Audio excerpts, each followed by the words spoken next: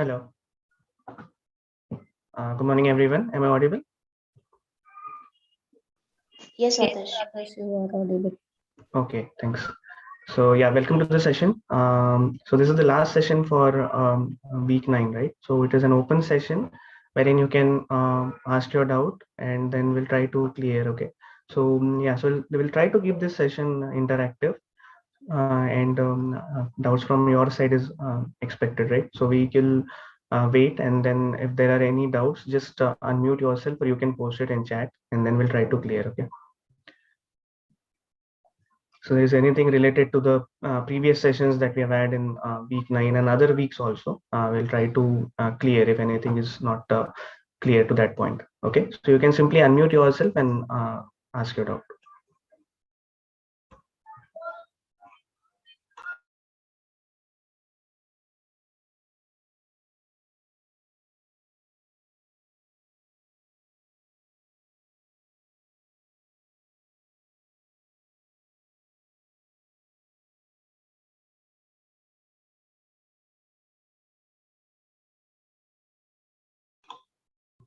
Okay, so we have got 27 participants.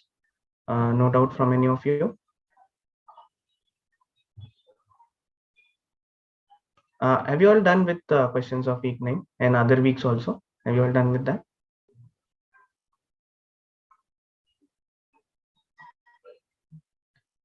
And okay, so yeah, so now we are almost like done with all the the lab assignments. I guess you guys are focused more on towards the project, right?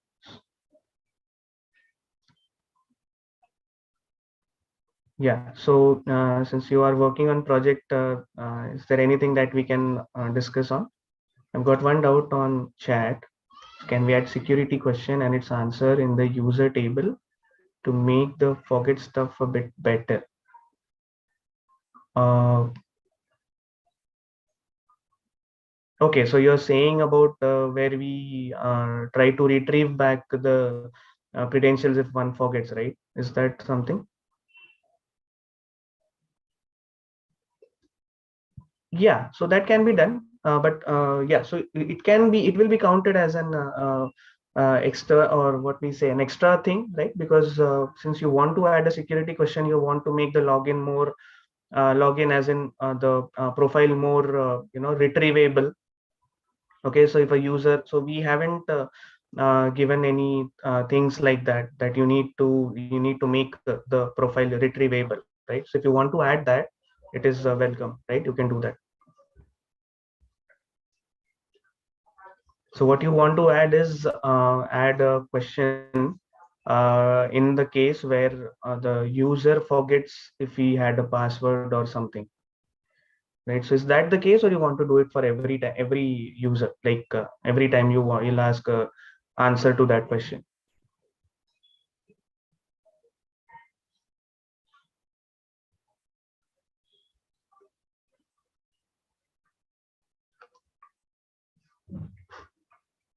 Yes, Nidish, you want to add a password, or you want to do it as an optional thing, like as an alternative to password?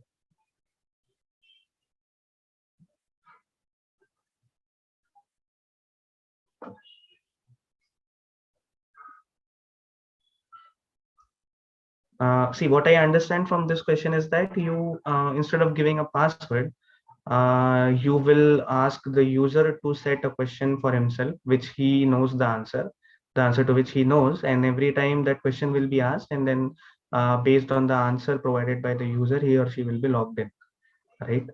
Is that it, or is it something else? You can anyway do that. In that case, only you'll have to add an extra column to the database, right?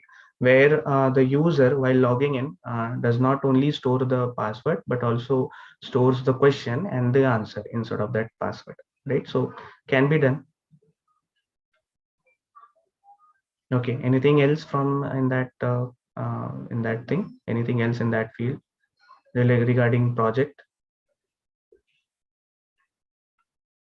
So by any chance you are unable to unmute yourself, you can post your queries on chat.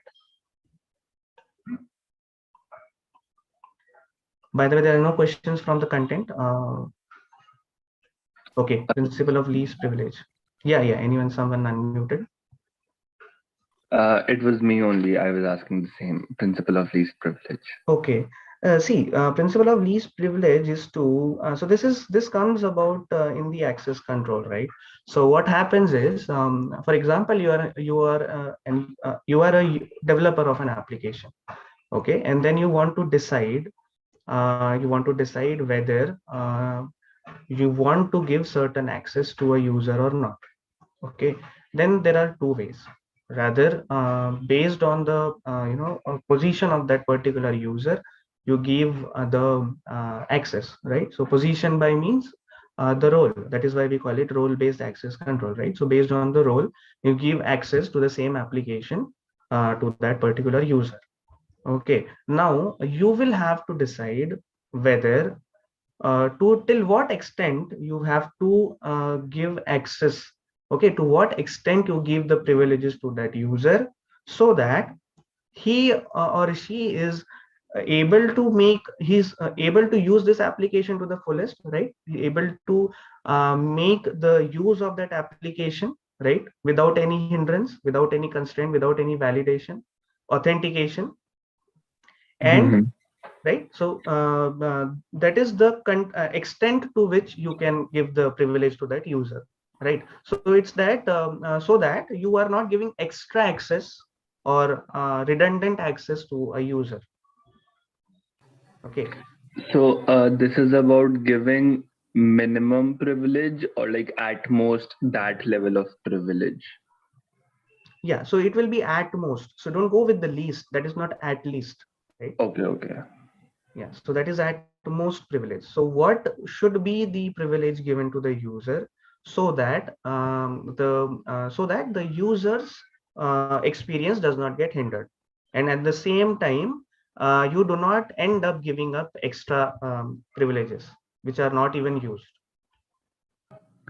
Okay. And yeah. Yeah, so why are these things important? Because every facility that you provide, every access you provide will somewhere cost you. Okay, so for example, if I'm using an application and you have levels of access to that, if you try a very basic level access, if you give a very basic level access, there will be different cost, right? So you may have seen in any of the application that you use, you will have like basic what we call basic package, premium package, right? So why are these defined? So that you don't end up giving extra facilities even if the user doesn't use it. Mhm. Okay, yeah. Next thing is like sir mentioned sudo and su commands in privilege escalation. So what's the difference between sudo and the su command? Sudo and Su, super user or something like that. okay. I mean, So basically, what is the use of sudo? I know super user su, but I am not really sure about sudo. okay. By the way, I'm not myself very sure about it. Ma'am, do you have any idea about it? Are you there? Yes, Adarsh, let me explain. Yeah, sure. Actually, sudo is used to, if you are in a least privilege mode like dollar symbol, if you are in a guest user, right? You can use sudo command to execute a particular command in administrative privilege mode, provided once you have used that sudo followed by the instruction. For example, if you want to install something in your Ubuntu operating system, can you able to hear me? Yes, yes. Yeah. Okay, so if you want to install something in your operating system, any Linux based operating system, you can use this. Normally sudo is for Ubuntu based operating system, but you are in a guest level privilege. The access control for you only in the guest level, so there will be a dollar prompt. So you whatever things that is accessible to your level is only permitted to do. But if you use sudo command followed by the installation, any installation of packages, automatically after using that sudo you can install by providing administrative password and username, but still you will be in the level of guest role or any so normally whatever login you are creating in a Linux based environment will be in a dollar prompt, and because it will not allow you to directly go to the administrative privilege, but whenever you need you can use this sudo command for installation, and after entering your sudo command, it will ask for the username and password. So from there you can start that, right? And SU is super user. For example, if you have created more number of from guest level, if you want to move to the administrative level of access control, you can use this super user. Here also, after using super user command, if you use hyphen, automatically it will ask you to give the username and password. Once you have given the username and password, the dollar prompt will be changed into hash prompt, that hashtag and all. You can able to see that. So if you have given the correct username and password, it will change. Otherwise it will say that the authentication has failed and you cannot able to. 1 minute.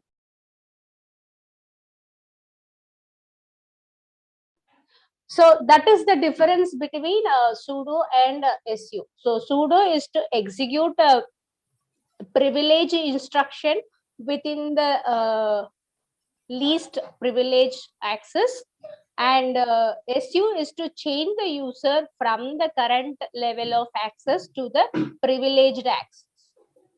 Can you able to understand? Yeah, sudo is like one-time access, and yeah, one-time SU. access and for providing some privilege to the command what you are executing, and SU is to change the role of the user itself. All right. Yeah, thank you.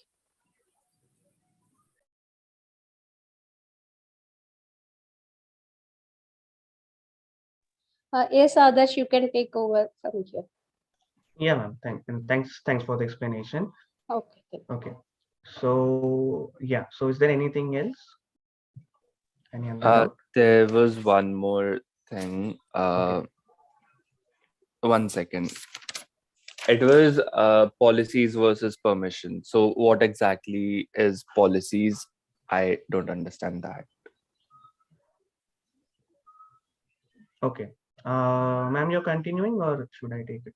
Yeah, let me continue. It's the same thing, right? So policies, permissions are interdependent. For example, permissions or something that what are the privileges that particular user role based access, right? So that is known as permission. If a guest user is logging in, then simple the privilege will not be much more. You cannot even use sudo command in guest users.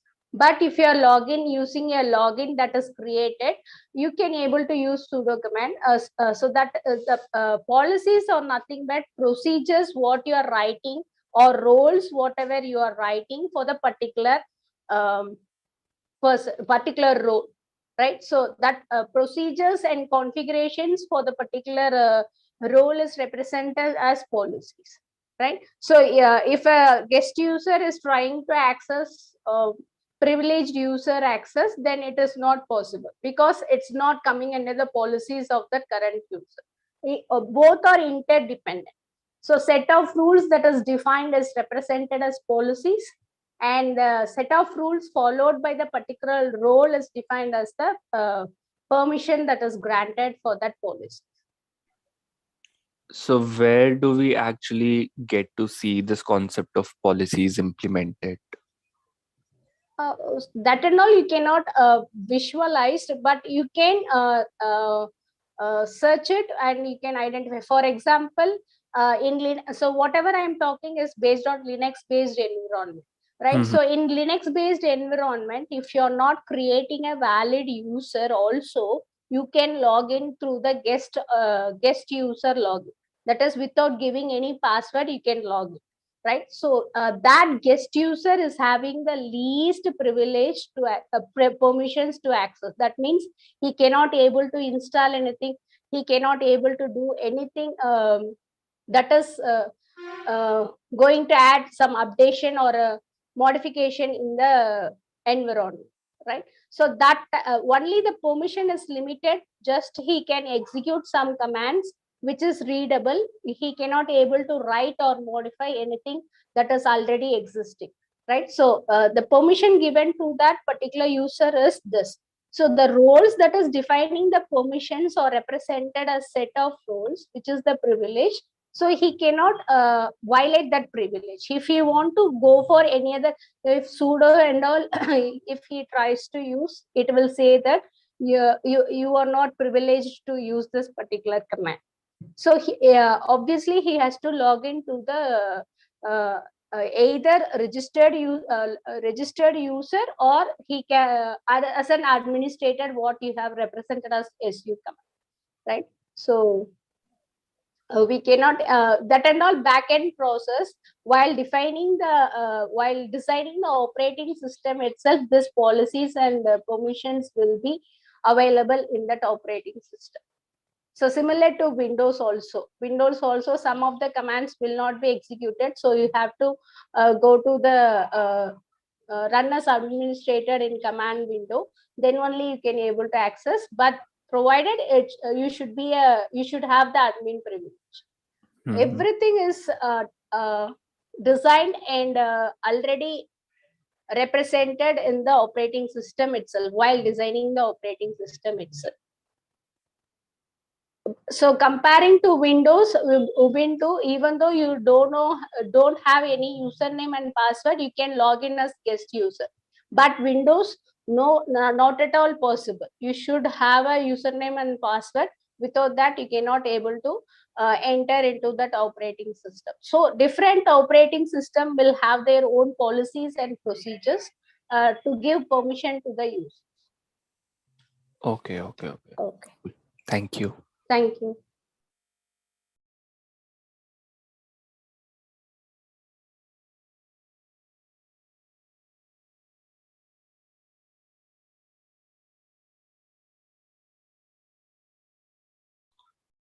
Okay, again, thanks, ma'am.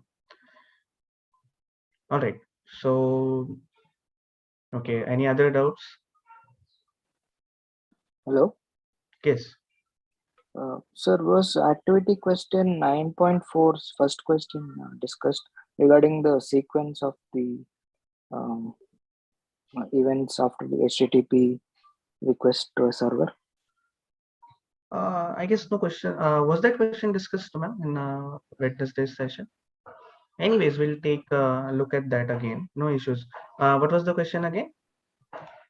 So the question is, consider the following statements. Choose the correct sequence of statements that represent the challenge and response flow for HTTP authentication framework. Okay. So I have a confusion regarding C and D.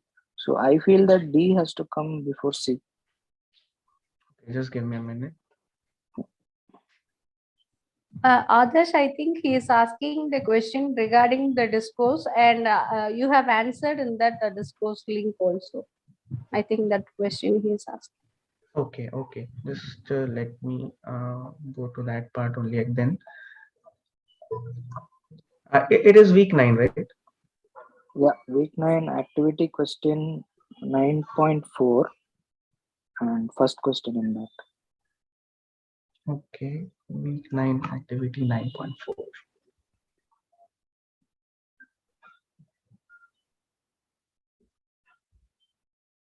Okay, I'm unable to find that thread now. Let it be. I'll go to the question.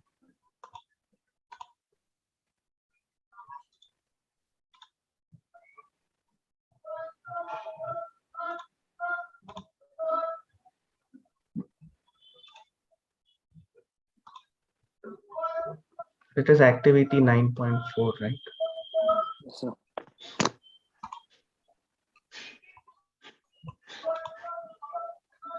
Okay, so is this? Oh yeah, first question. Yeah, I guess I have answered that. Okay, what is your confusion exactly? With option C and D. Yeah, my confusion is between C and D, because D Okay. says client presents a password prompt to the user, But C says client sends the client that wants to authenticate itself with the server sends an authorization request header with the credentials. So my question is like, the credentials are obtained in step B, right, from the user. Then how will C happen before D?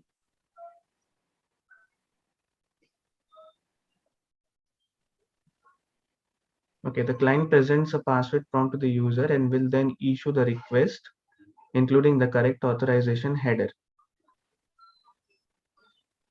A client that wants to authenticate itself with the server sends an authorization request header with the credentials.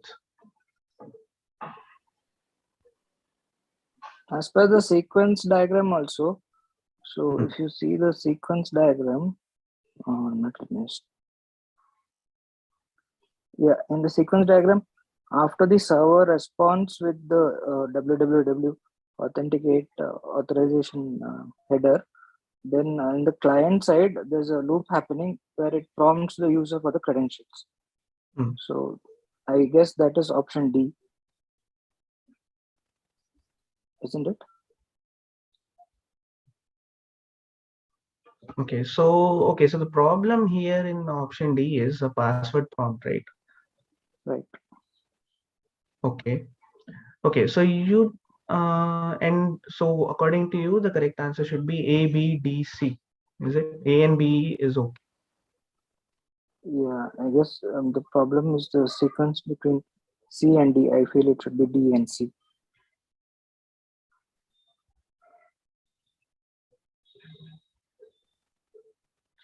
Okay, the clients that wants to authenticate itself with the server sends an authorization a request header with the credentials.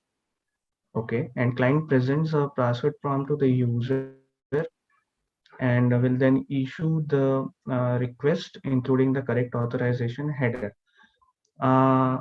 Okay, so there may be a problem in framing this statement. Question number, the option D, right? Okay. Yeah. So see, but C is clear, right? The client that wants to authenticate will, with the server, will send the authorization request header. Now, this authorization request header is nothing but the it will be nothing but a header that will say, okay, these are my contents and these contents are the credentials. Okay, and then once the credentials are provided, the user will then issue the request, including so the instead of user it should have been server.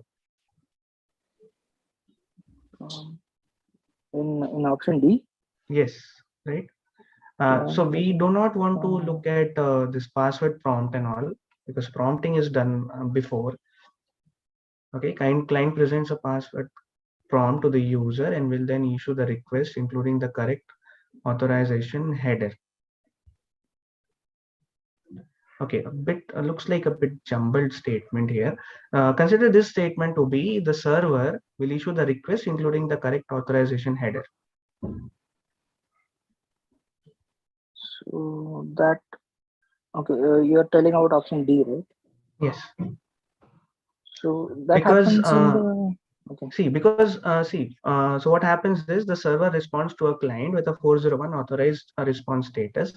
Why is this happening? Because there are no credentials provided. Okay, but then what happens? Server gives the information on how to authorize. Okay, with the www authenticate response header containing at least one challenge. Okay, so this challenge must be the prompting on the credentials. Okay, so the correct prompting happens here. Okay, then the client that wants to authenticate itself with the server sends an authorization request with the credentials. So the credentials can only be sent once the prompting is done, right? Yeah, and then the server confused. then authenticates the user with the correct authorization header, right? Yeah, it should have been like that, because the prompting for the user has to happen before the client sends the request again, right, with the credentials. Okay, no, so see that there is the problem is not with option C. The problem is with the option D being framed in a proper manner, not being framed. So okay, you consider this as the correct sequence A, B, C, D, and we'll try to reframe this statement. Okay. Okay, sir, because the option B where it says client presents a password prompt to the user. Yeah, yeah, I'm getting it. Yeah. So what, this Yeah. is week 9 already, right? Yeah, no issues. We'll try to reframe this statement, sending that once the credentials are provided, the server authorizes the client, something like that, a better statement. Okay, sir. Okay, but so is this thing clear that so what the prompting, what is your confusion is this password prompt, right? My confusion is like you have to first get the credentials from the user using a password prompt, and then only the client can Yeah, got it. issue the So request to the this server with the yeah, got credentials. it, got it. So this second statement, no, B, it says header containing at least one challenge, right? So this one challenge would be something that will authenticate the user, right? So this will be the prompt in the real sense. Okay.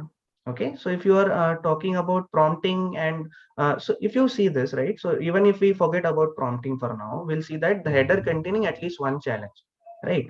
Now that challenge would be something that will authenticate the a particular user, right? Now now that work is done by the server. Okay, it provides the information that how you want to how you should authorize yourself.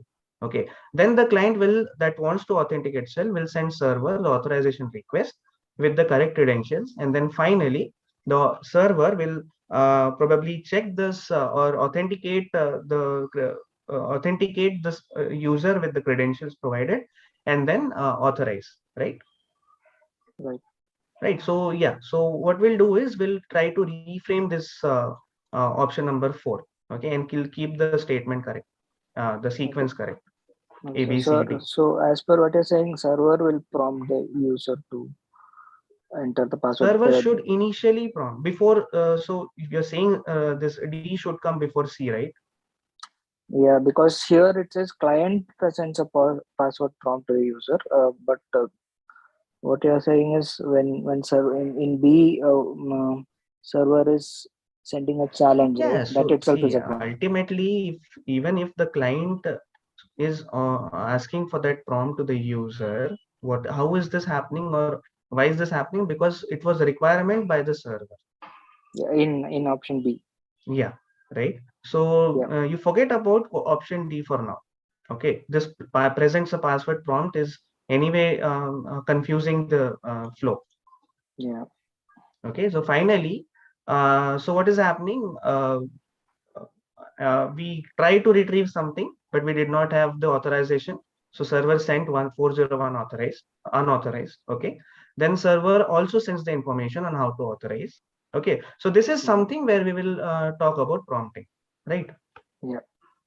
Then option C should come, where it says that the client that wants to authenticate will send the authorization request with proper header and credentials. And then Yeah. finally, the server, right? Even if the client is doing that for the user, it is done by the server. Okay, Okay. so you cannot talk about user and client and server altogether, right? It will be either server or client, server or user. Okay. Okay, because when I talk about me being client or the system that I'm working, that being client, both are one in the same thing, because we are dealing with something that is server later. Okay. Okay, so in option D, we'll try to reframe it in more intuitive way, where there is no talking about prompting and all. There is directly authenticating the server, authenticating with the credentials given, and then finally allowing the user if the credentials are correct. Yeah. So option D should be like server is checking the credentials and Yes, something like that. Okay, something so like we'll that. Yeah. reframe it in that. No issues. Okay. Okay. Okay, so Thank you. we'll reframe this, and we'll also send an announcement regarding that. Okay. Okay. Thank you.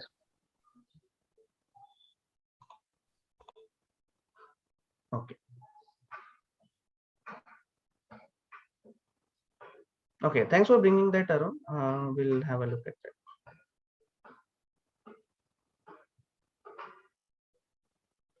Okay. Anything else? Next doubt.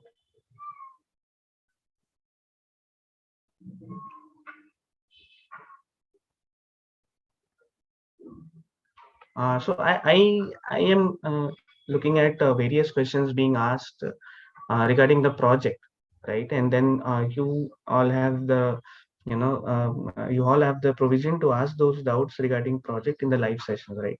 So I hope I'll be getting some doubts on live project. So this is for those who have already started working on it. Okay, and so if there are any issues that you are facing, you are open to ask.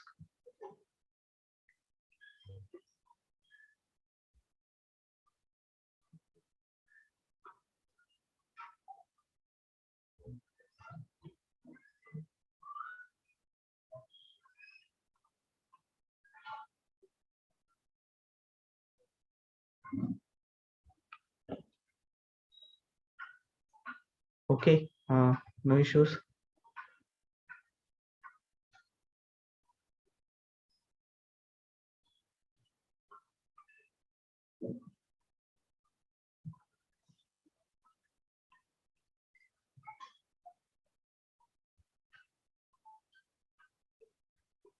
Okay, should I go back to discourse and see if there are any doubts asked?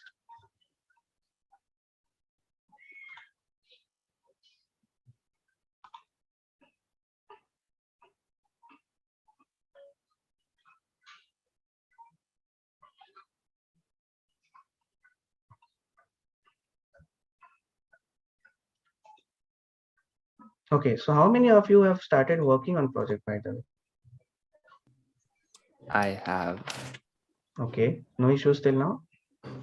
not yet, because I am making all the HTML files first, and then I will be proceeding with the actual code. Okay, okay, fine. Others, nobody else?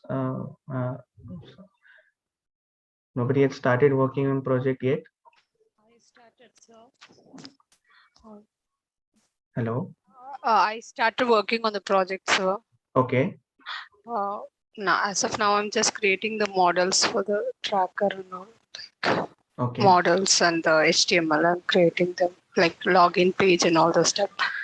All those things I'm making. Okay, so this okay, so this login thing, you were there in the last session. Not fully, but I partially attended it. Yeah, so no issues with that. So so maybe may not be able to comply with everyone's timing, but that is the reason we have videos being hosted on YouTube, right? So you can Yeah. watch it anytime and get the idea, because I guess the application very first thing would be the login. So you should start with so once the background thing is done, that things that happen at the back end, right? So creating the database and models, you can go with the login page and then go with the APIs and stuff. Yeah. Sir, should we make? We should make the API document also as well, right? Like that's an extra No, thing. that is an extra thing. Yes, it is Okay. completely up to you. I would suggest you should do that. Why? Because so when you integrate these APIs with your application, the URIs what you will be hitting will be related to the controllers, right? Whatever you map with the controllers. Oh, yeah. Okay. But to see exactly what the APIs are returning, you can document them. Okay. Because some or the other way, the responses of these APIs are manipulated and shown to the user, right? So what exactly the API is written is something that will be clear when you create the documentation, right? So yeah. The documentation would be of the format of that graded assignment question, right? That would be the documentation. Yes, that will be the documentation. Okay, so yeah. So API documentation is I'm not sure if it is mandatory, Nitish. Okay.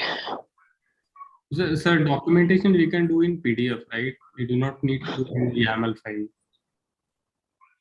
Okay, so how will you then how will you test the API? How will you show that this is the response it gives?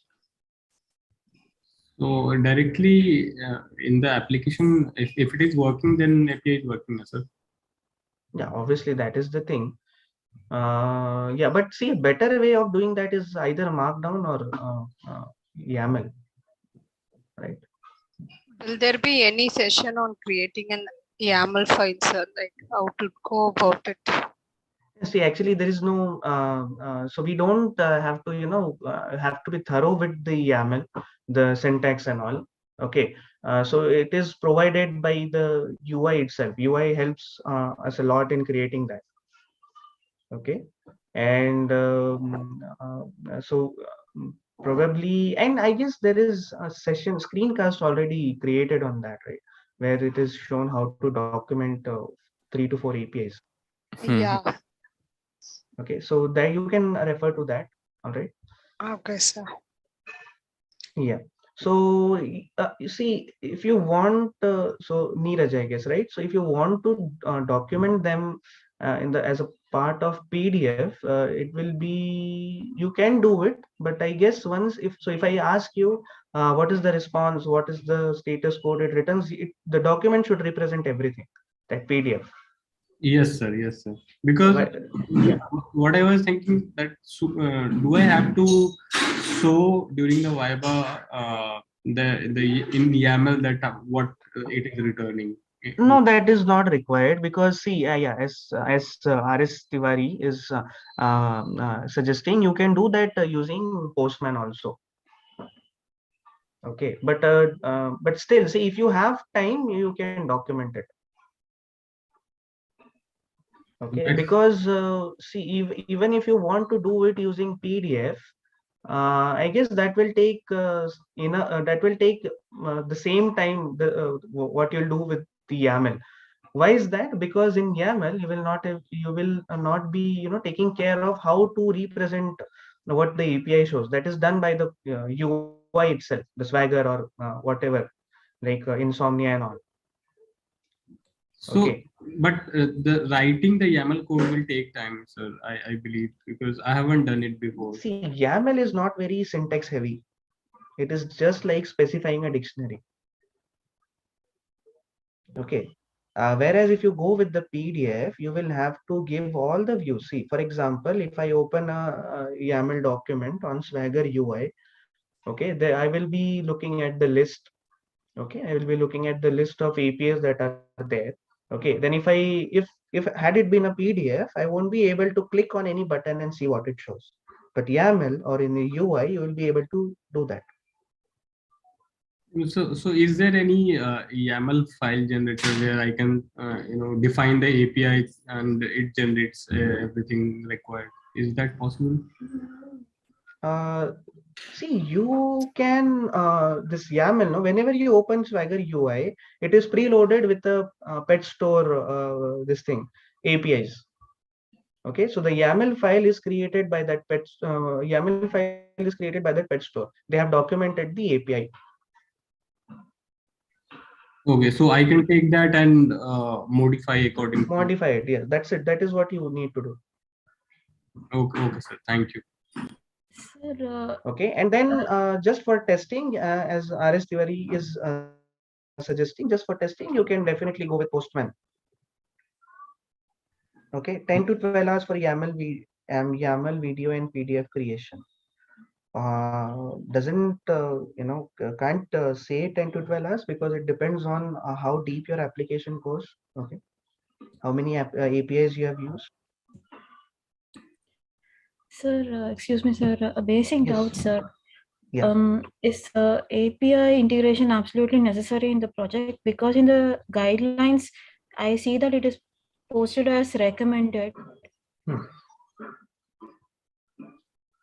Yeah, so yeah, it is recommended because you should create your application with APIs, integrating them with APIs. This is better practice to do that, right?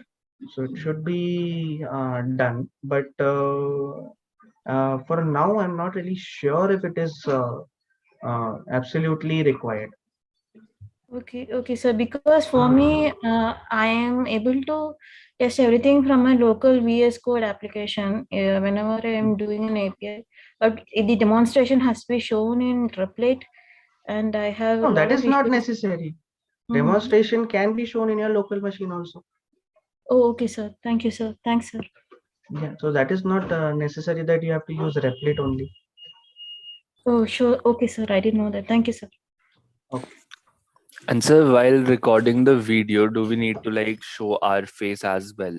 No. That is completely optional. You can do something like what Tejas sir does in the screencast, right? So having a bottom screen and all, and absolutely not required.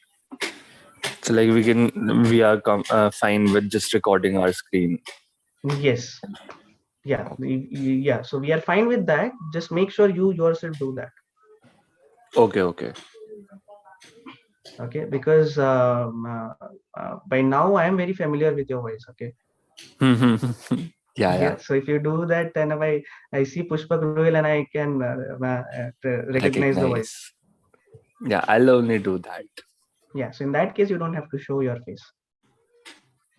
And Yes, like, in the 2 to 3 minutes video, you'll have to, just take us through your application, right? It will be a walkthrough to the application and details of the application. How are we going to go that? We'll come to know in the Viva directly, right? okay, cool. Yeah. And our like you guys will proctor our project, right? Proctor as in I mean, the examination. yeah, the whole review and everything. So we will be the worst case scenario, right? So we'll be having external examiners. Examiners will be coming from outside. They will be explain the procedure of how the Viva has to be conducted. So that will be so that your exams will be examined or your Vivas will be examined by the external examiners. Okay. It is only that if some in the worst case scenario, if at 11th hour, if someone decides to cancel the slot, we might pitch in to fill the slot. Okay, cool. Okay.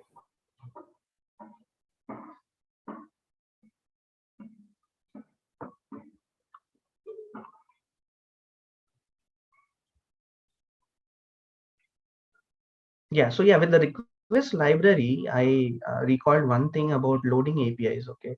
So yeah, so there have been doubts on how to load APIs, right?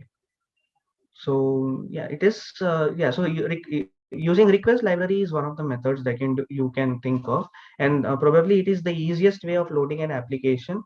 Sorry, an API in your controller. Okay, so you go with request library.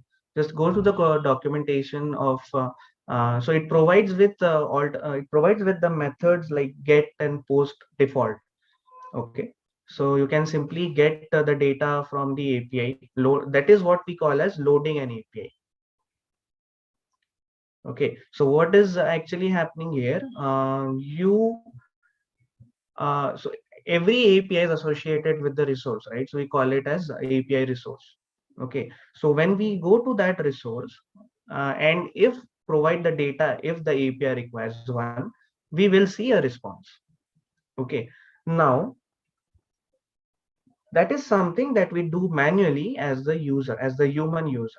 But we want this application interface to work with the application, right? The application should be able to make requests to that particular resource and retrieve the data. Okay, so that is done by libraries like request. Okay, so externally you will be hitting URLs that are defined as the controllers. But when you hit this URL, internally the body of that controller or the logic written in the controller, what will do, it will hit to the resource, okay, with the required data. For example, if you are adding a resource, adding a entry in the database, what method should we use? We should use post. Okay, so with the post, along with the data what is needed to be added, that has to be given, and whatever the API responds, that has to be recorded and shown. Okay, so that is what we call as loading an API. Okay, and while retrieving a resource, while retrieving data from the database, you should write code for the API to do that, and then the API will retrieve resource from the data. Just as in, I guess in the week 6 Solve with Instructor, you saw that we were, you know, transacting with the database using the API. Okay, and the API was returning a response. Now that response has to be used and shown and used and fed to the what we say, the HTML files for the templates to render. That is something we call it this thing, loading an API. The API will work with the controller. Yes, that is what we need to do, because it is controller that request to the API or the resource that the API is stored in, linked with.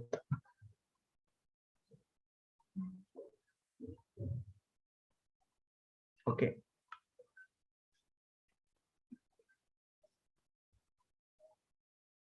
So you are creating the APIs, but you will have to manually go to the resource that doesn't integrate your API with the application.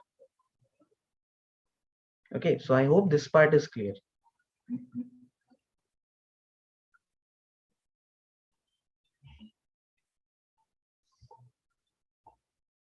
Okay, so if the time permits, and probably next session, week 10, any of the session, we'll try to give a small example of how to load an API. Okay, so we'll try to do that with a get method. Okay, getting a resource. So this is basically what we call is you, what you want to do is you run an application, you hit a URI that is associated with a controller. Okay, and then that controller hits the resource that the API is working with. Okay, attached to that resource should retrieve data from the database and give it back to the controller. Okay, now the controller should format this data and send it to the template, okay, which is being rendered as HTML. Okay, so you got the idea how these things work. Okay, now you can try with this module or this library called as a request. Okay, this will give you direct methods on hitting a particular resource, API resource.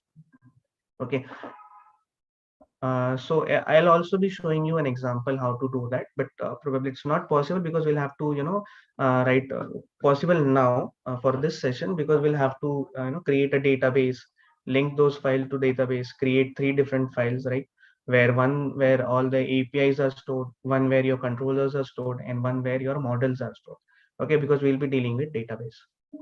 Okay, and then link all these 3 with the help of Flask.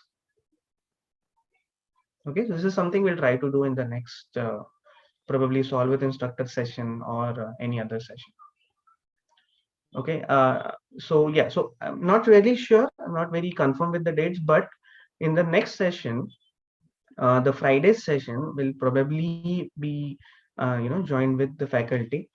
So I need to check on if if sir is available at that time around, and then you can ask all your detailed doubts, going into, you can dig deep and go into some more theoretical detailed doubts, and come up with questions in the next Friday session, because then probably in the next weekend you'll be having quiz too. Okay, so that is something we are planning.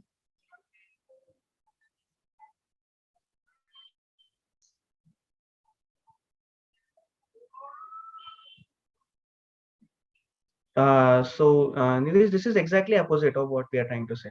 So basically, see, what I'll reframe of what we actually want to do. So basically, we have to send requests through the controller to the API.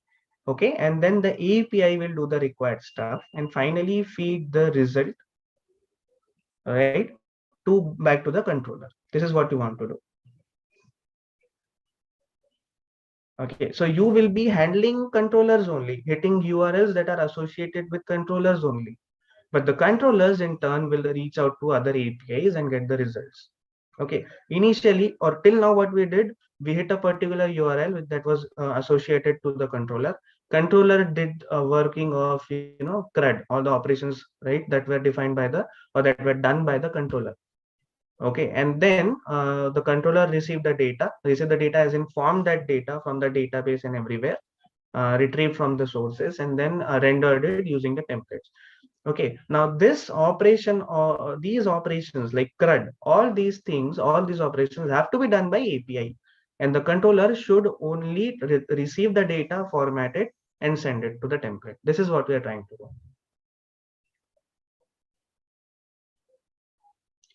Okay, can we define a variable which can be accessible to two applications in same machine?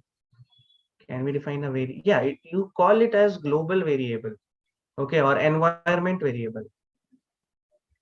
Okay, so these are defined in the system, but it will last only for the session, on that particular session. Okay, so if you want to set a permanent environment variable, you can do that as well. Okay, so these variables are called as environment variables.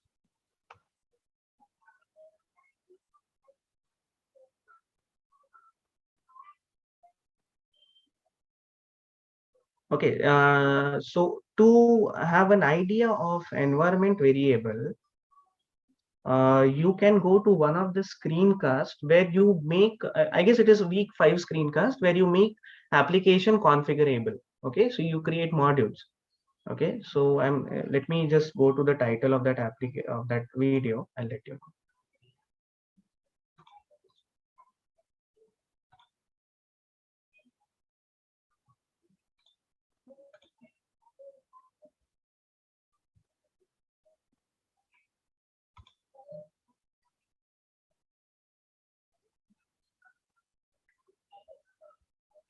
Yeah, so it is screencast 5.5, structure of a Flask app.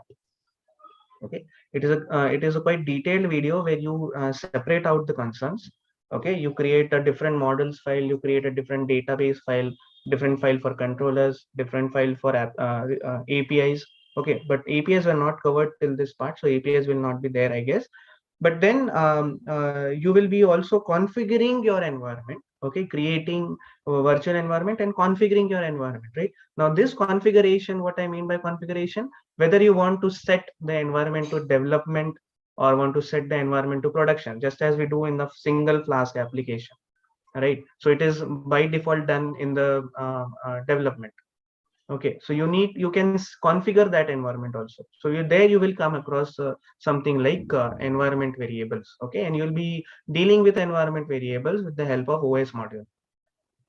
Okay, other simple way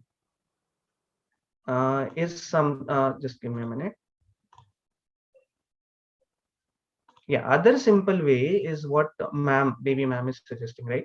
So you can create a Python file and define variables in one file and then import those variables in other file. Okay, for example, you will be dealing with you may have come across things like from database import db. Okay, this statement, right? So the how is what is this says, you have created a module called database.py, and then you have created an object or variable called db. Okay, so it can be an object, it can be a variable, it can be a method, everything can be imported. Okay, so this is one of the other ways.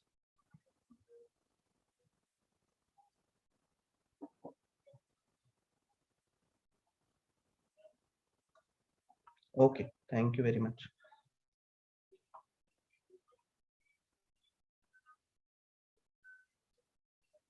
All right. Okay, so I've cleared. I guess I've given an idea of how to load APIs. We'll get to the simple example in the next session. I'll give you the idea.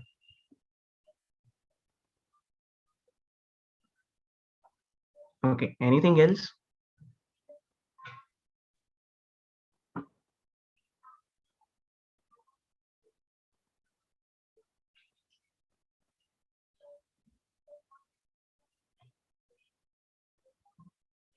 You can simply unmute yourself and ask the doubt, and also post it on chat if required.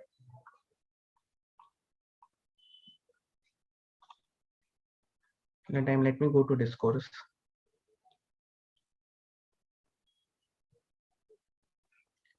Yeah, so there are multiple threads on API, right? So yeah, we'll come to this session, to the session.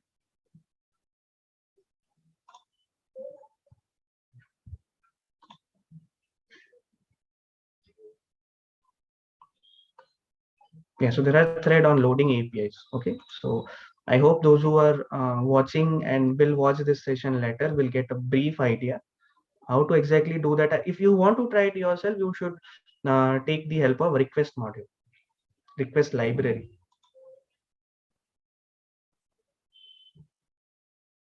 Okay, so I got this thing updated. I got this thing updated on the discourse that one of the live session in week 10 will cover API. Okay.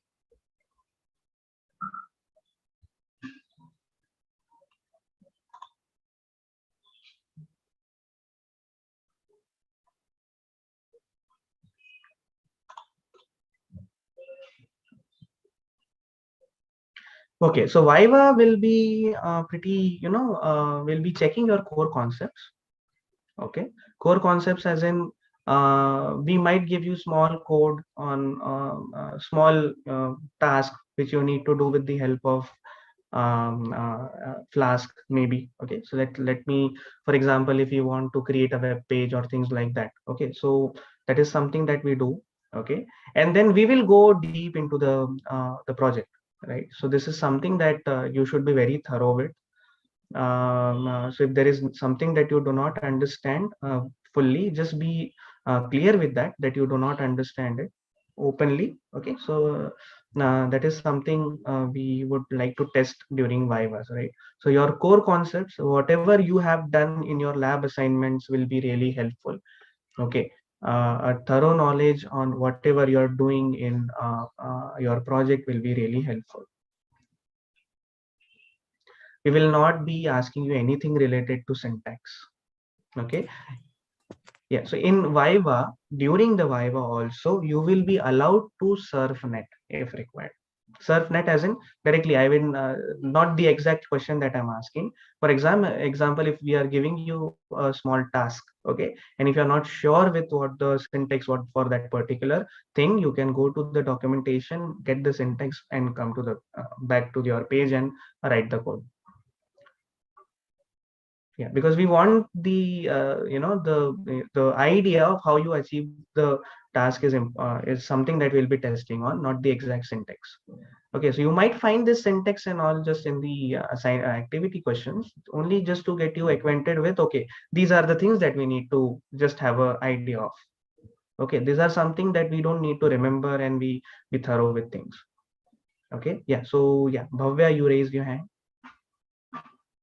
Yeah, sir. I wanted to ask, in the week 8 session, you had said that you would upload the doc file of the numerical type questions on Oh yeah, Discourse.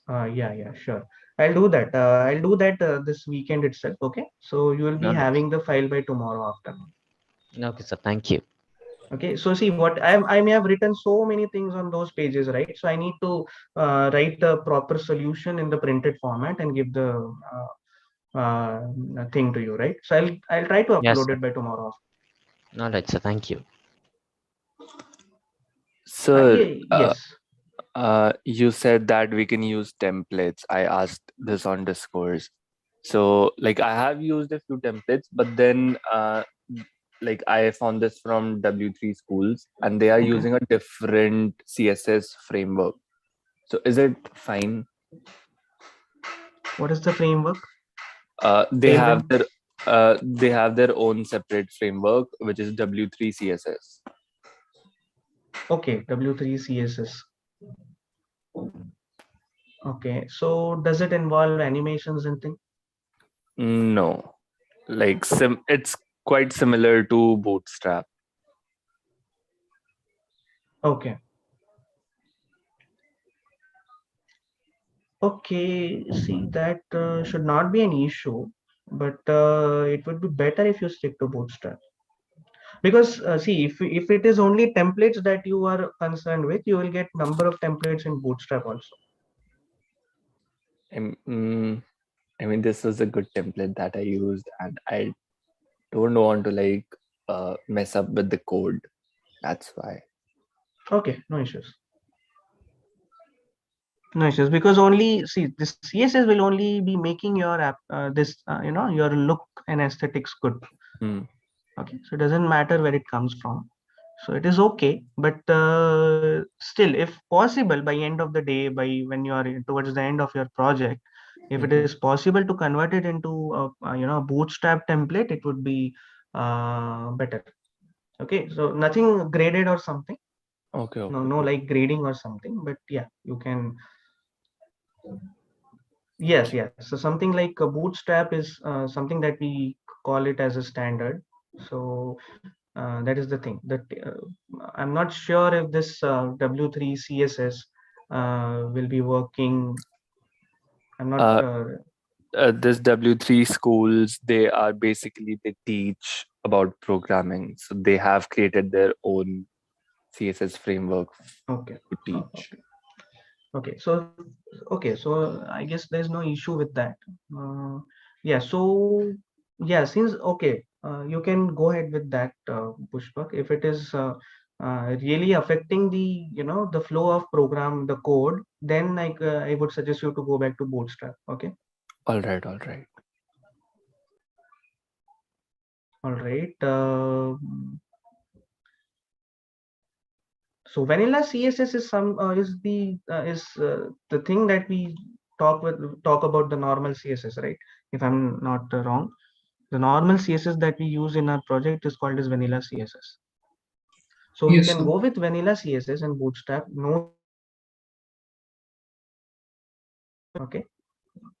Bootstrap, see, we cannot say what is better. It is like you want to create you want to create things that are really, very aesthetic. You can go with Bootstrap. If you want to add minimal aesthetics, okay, you can go with vanilla CSS.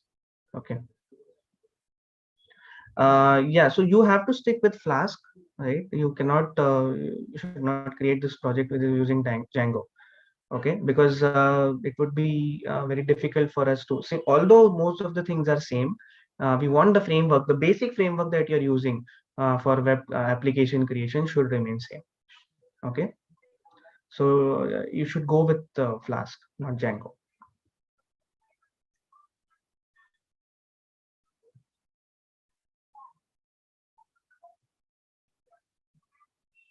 Yeah, so talking about aesthetics, yeah, literally most of the things that are required for the project can be done using CSS only.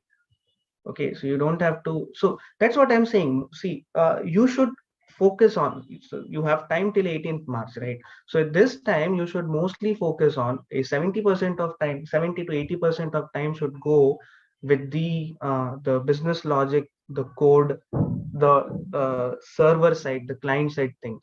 Okay, later at the last minute you can go with the aesthetics. Okay, because at the end of the day, if you do not have any time to even add aesthetics, that will not be an issue.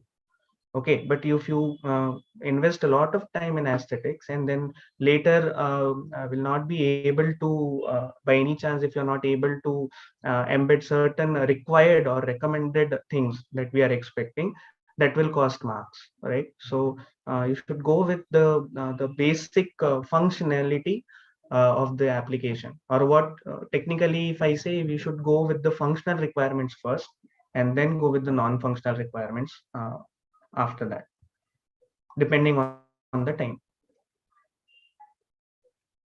Okay, so basically what we are grading was basically what we are grading, those things have to be incorporated first. Okay, then only you should go with something that are optional, something that you want as an additional feature to the application, right? So that is something that should be the flow of how you create the project.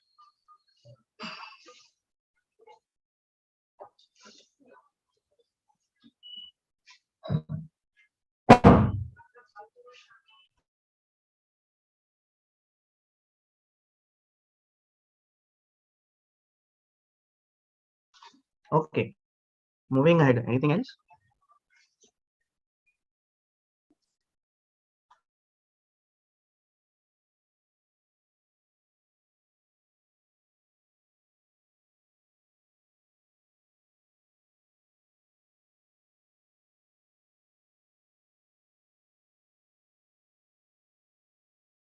Okay, ma'am, are you there?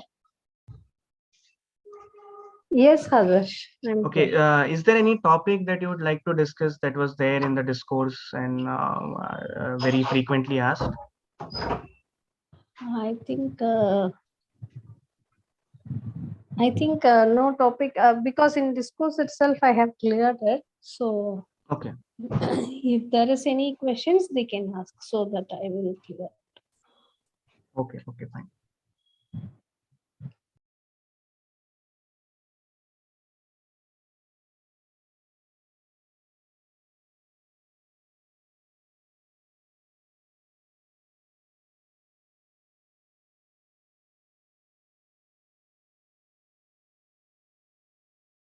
Okay, so yeah, you can unmute yourself and ask.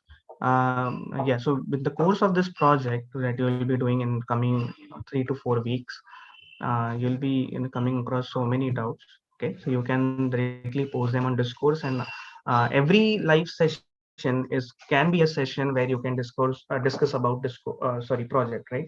So you don't have to wait for a very specific session for the project. You can so every live session can be considered as a discussion platform where you can talk about and discuss about project, right? So you are open to discuss about project in any live session. That is what I wanted to say. Okay, apart from that, if there is any Sir, these certificates that are there for websites, they are assigned automatically, right? When we buy a domain.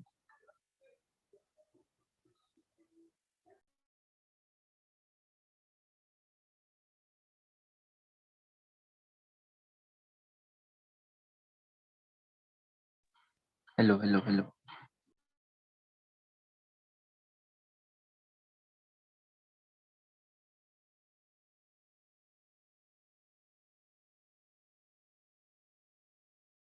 Probably some might have lost the connection, I guess. Yeah, can you please repeat the question once again?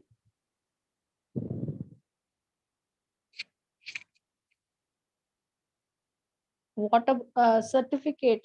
Which certificate you are talking about? Can you please repeat it once again? Hello, Pushpak.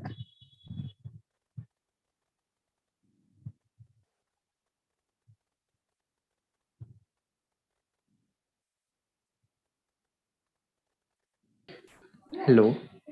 Yeah. Can you please repeat the question? I got disconnected. Sorry about that. Okay, So okay. basically, I was asking that the certificates that are assigned, they are assigned automatically, right? In the portal. No, not the server ones, like secure certificates that are there for every URL domain. Oh, yeah. Right. It is assigned by the server. So, what about the wildcard certificates? Do we like apply for them separately, or like what's the whole process for that?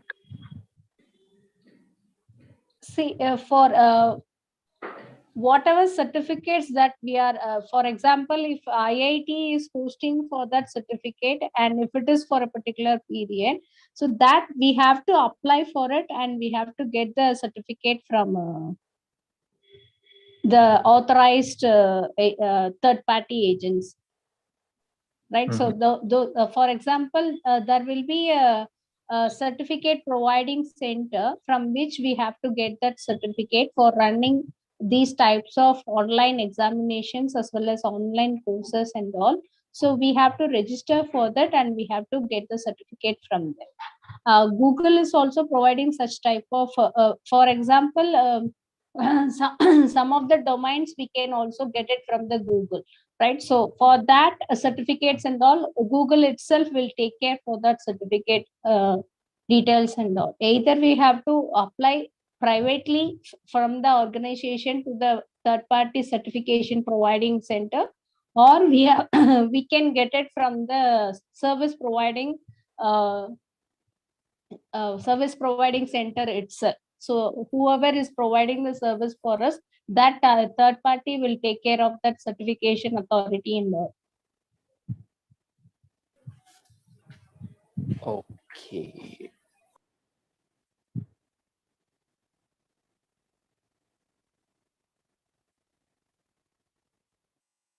Adarsh, do you want to add some points here regarding certificates? Are you there? Yeah, I'm there, ma'am. I guess that is fine, right? So Yeah, yeah. certificates are basically something that will, so this is happening generally this happens with the intra connection, right? Within a building or within an office. So this is just to, this is just to recognize the employees. Okay, this is done as intra level, not the internet level. Uh, but like the wildcard certificates that we have wildcard certificates for a predefined URL, like for .star.iitm.ac.in. Hmm. So like to get that wildcard certificate, do we have to we will go to iitm.ac.in, and then for that URL we will buy the wildcard certificate, or we can go to onlinedegree.iitm.ac.in, and then we can buy the wildcard certificate for iitm.ac.in. Okay, so I'm not really sure about Okay, this wait, question. I'll type it in the chat. Just 1 second. Okay.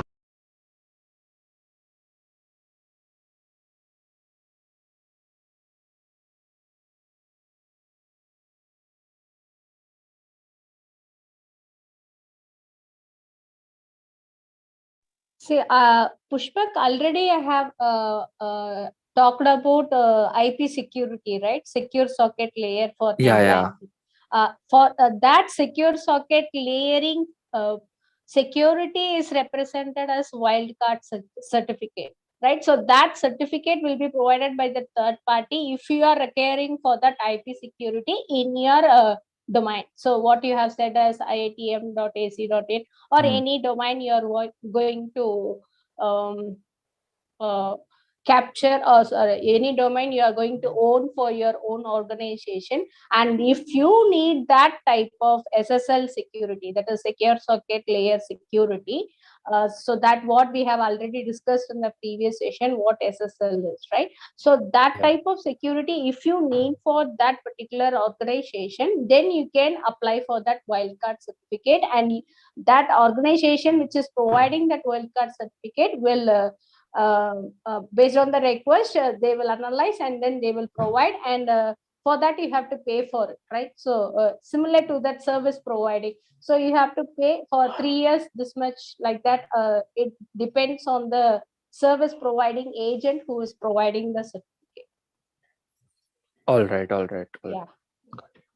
If anything apart from that, you can type it in the chat box so that we are here to help you. It's cool now. Yeah, Okay. now I understand. Okay. Thank you. Okay. Welcome.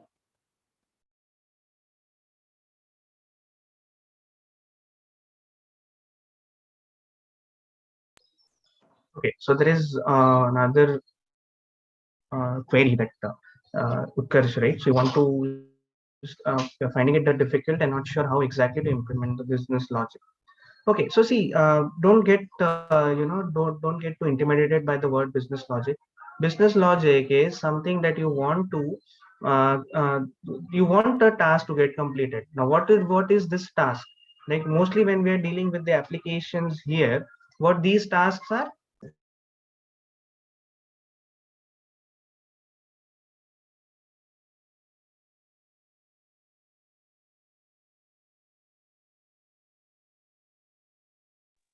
Hello, Adarsh. I'm I there. think you I'm are there, not ma'am. audible. Yeah. Yeah. So see, this business logic is nothing but a task that you want to get accomplished, right? So if it is, so what these tasks will be, it will be completely revolving around the CRUD operations. Okay, you want to get some data on the view part of your application. Just what you need to do is read the data from the database, right? You want to update something, you want to change the data, it is on the inside the update, right? So you don't have to don't have to very much get intimidated by the word business logic. Okay, it is about doing some or the other CRUD operation. It will be always related to that. Okay, and the CRUD operation is performed on the database. That's it. So you need to create the controllers. Okay, those controllers should seek the help of APIs. Okay, and perform these CRUD operations on database. That is basically the structure. Okay, now the application is just giving it a face and a structure, as in what needs to be done. Okay, so this is something. Just start small. Okay, build one thing at a time. Okay, don't talk about all the things like create, update, read, and delete. Don't talk about all those things at the same time, right? Create. Okay, you do it one at a time. Okay, at the very first time, you should be able to read the data. That is it. Okay, then you should talk about, okay, how do I create new data? Okay, then you should go with how do I change the data, and then finally how do I delete the data without crashing my database. Okay, now without crashing my database, with that what I mean, so if you are using certain relationships in your database, what will happen, one or two entities of one table will be associated with one entity or one or two entities of other table. Okay, now if you abruptly delete one of the entries, what will happen? The this relationship will be disturbed, and the entities which are related or which are in the other table will have no link now. Okay, that will create a disruption in the data in the database. Okay, so what you need to do, for example, we are using one-to-many relationship. Okay, and for example, you will use the same example that was taken in the screencast. So what was taken in the screencast, we're talking about articles and authors. Okay, and here for this particular discussion, we'll consider that the author is one entity, and then author can write multiple articles. Okay, so there is a one-to-many relationship between authors and articles here. Okay, now if I delete an article, that is fine. Okay, and there is one author, and that one author, and there are 5 articles. Now these 5 articles are associated with one author. Okay, now if I delete one of the article, that is fine. Okay, in that case, remaining 4 will be still associated to the author. Okay, but now if I delete the author, what will happen? All the 5 articles that were associated to the author will have no relationship. The relationship between them gets disturbed. Okay, there are articles, but there is no author, which is very impractical to look at. Okay, that will create problems in the database, and you might come across things like incomplete operation. Okay, so this, when incomplete operation happens, that is called as incomplete transaction. Okay, an incomplete transaction is not very good for a database, any database you talk, right? So these are the things that we need to take care of. Okay, and then you will not face any issues with the database and stuff. Okay, so you go one at a time, and then try to get the functionalities done. Once you're done with all these things, then you go with the design and aesthetics. Okay, so this would be my suggestion, which you should follow while writing the project, creating the project. Okay, how can we pick which question is being selected by the user as security question from the select tag? Which question is being used as. So what I understood was, instead of having password to that user will be associated with that particular security question, which the database internally will be checking with our answer. Okay, with that particular user's answer. So there will be one question and one answer. One question will have one answer, and that question and answer combination is associated with one user, right? Yeah, so you're having both, right? So this is when the password, the user forgets the password. Okay, so if the user forgets the password, and I say, okay, I forgot password, I'm the user, I say I forgot password, then it should retrieve back, it should go back to the database and retrieve the same question which I entered initially. And that is what happens, right? In the Facebook also, in the I guess in Facebook this happens. So it asks for a security question, and that question was given by me, right, initially, as an alternative way of accessing. Okay, so you have to set one-to-one relationship between this question answer combo and the user.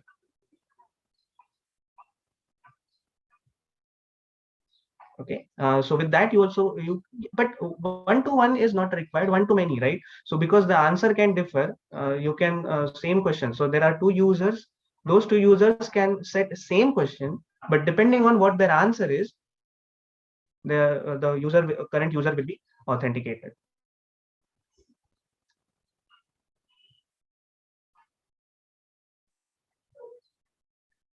Okay, so you're asking about how can we use get, which question he has chosen for adding to the table.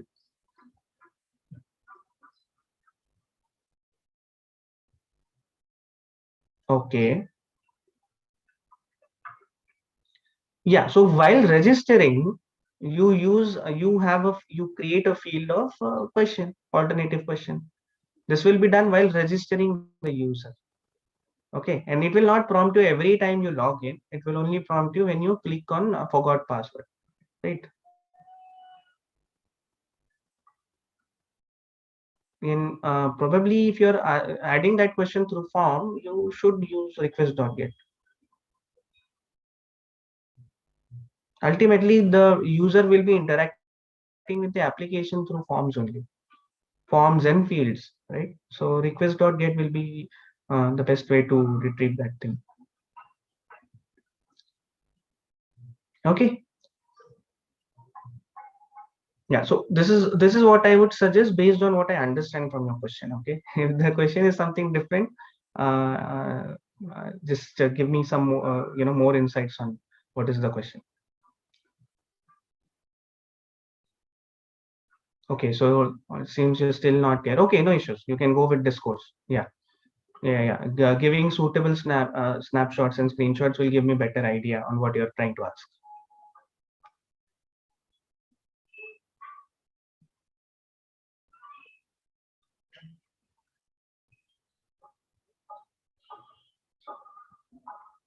Okay. Okay, so is that fine? Anything else?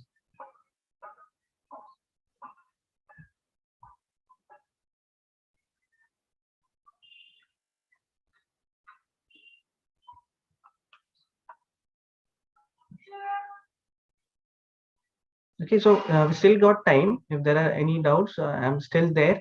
If there are no doubts, I'll wait for some time. If there are no doubts, then we can call it a day, right? If there are no doubts, if there are doubts, we have still got time.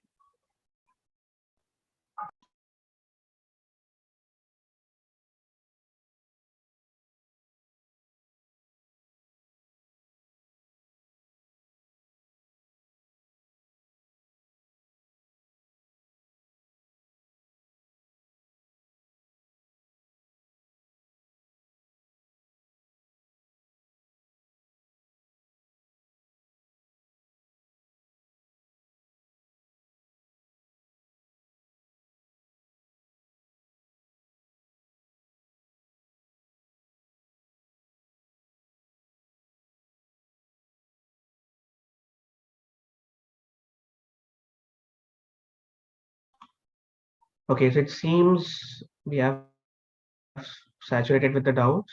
So okay, if that is okay, we can close the session. Okay. If there are still no doubts, we can close the session. No issues.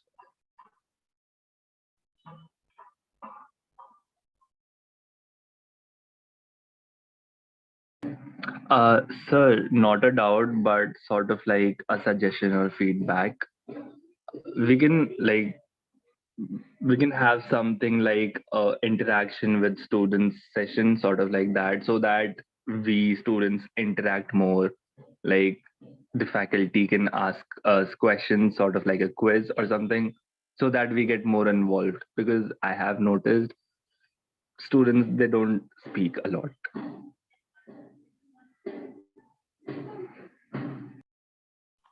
Okay, so what you're suggesting is we'll have faculty here and then ask questions so that Sort of you get like involved, right? yeah, just like you guys ask simple questions, or maybe there can be some platform or portal for that. Like we have that peer Yeah, okay, so we questions have thing. portals like Mentimeter. Yeah, so we have peer deck and things like Yeah, Mentimeter. peer. Okay, so we'll have try to have sessions like that. Yeah. So we'll try to have sessions like that. See, the reason we used to have those sessions initially. Okay, so you may have also seen that one of quite a few of our initial sessions were based on Mentimeter. But the thing was, so that is one way of making increasing the interaction of students. But what used to happen was, so when you so the the discussion got confined with only those 3 to 4 questions that we would ask. Okay, so if there is a question that we want to ask, that this discussion would go on with only those 3 to 4 questions. Okay, and there would be some specific doubts of students that they wanted to ask, which used to not get dealt with, right? So that was something that we observed. Okay, but we can switch between the sessions, as in we can have some of the sessions like this where we want open-ended, and we can have some sessions like the employing things like peer deck and Mentimeter. Yeah, so that is good suggestion, Pushpa. We can have a look at it. Only so this is like week 9. We'll have only 3 more sessions, 3 more weeks to work with. We'll see how many of those we can do with Mentimeter and peer deck. All right. Thank you. Okay. Yeah. So we'll have a look at that. We'll have a discussion on that.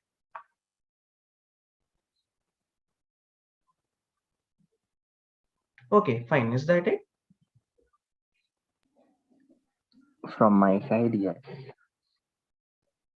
Okay.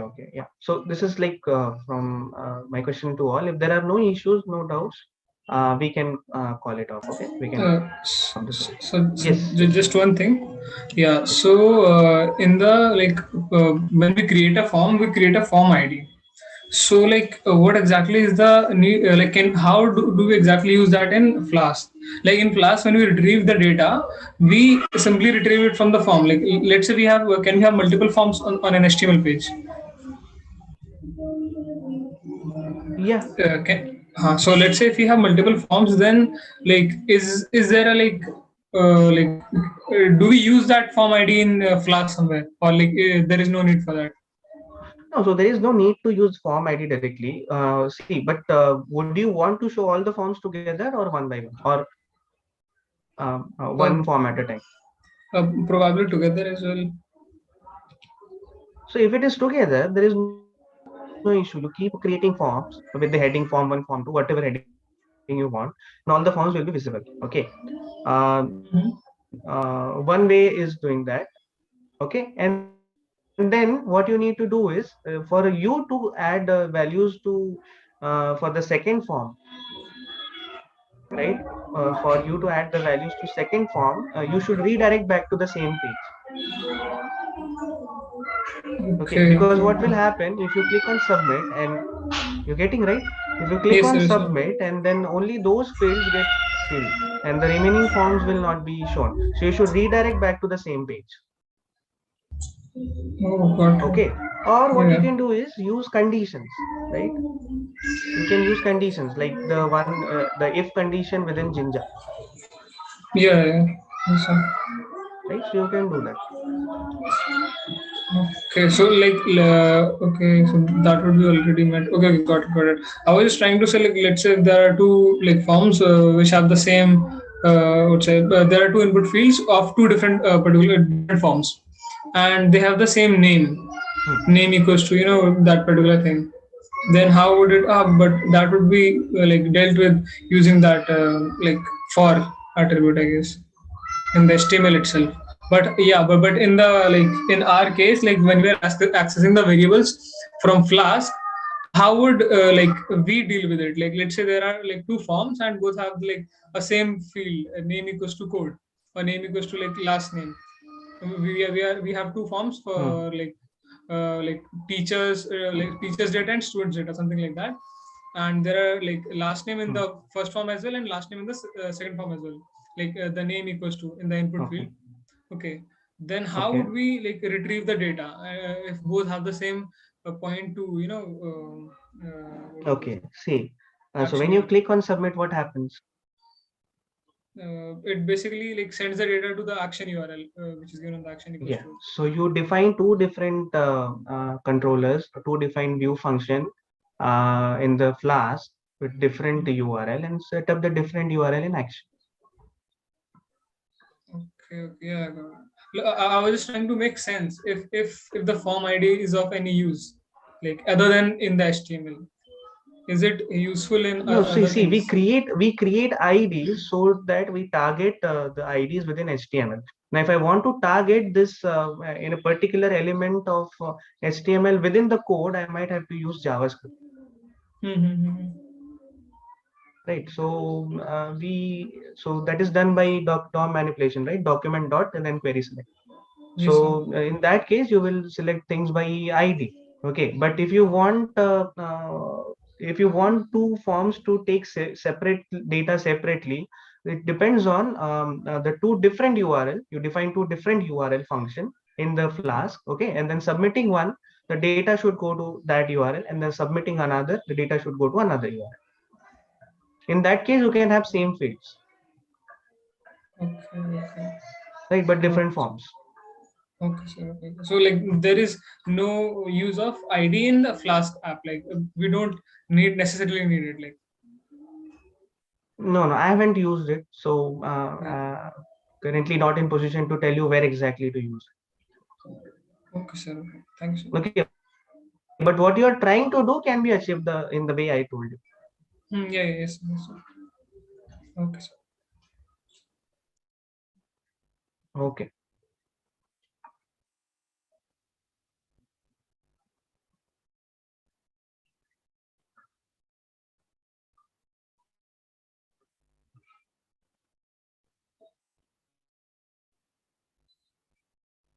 Okay, that is it, right?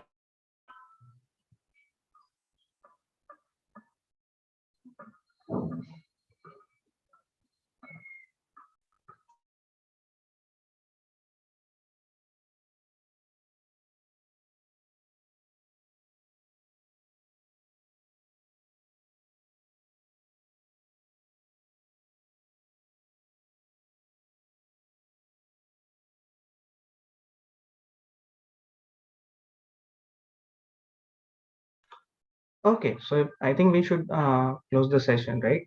Now, in case there are no more doubts, so we'll close the session here. Thank you very much for joining. Thank you so much, sir.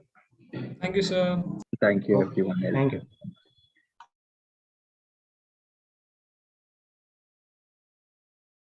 Thank you, sir.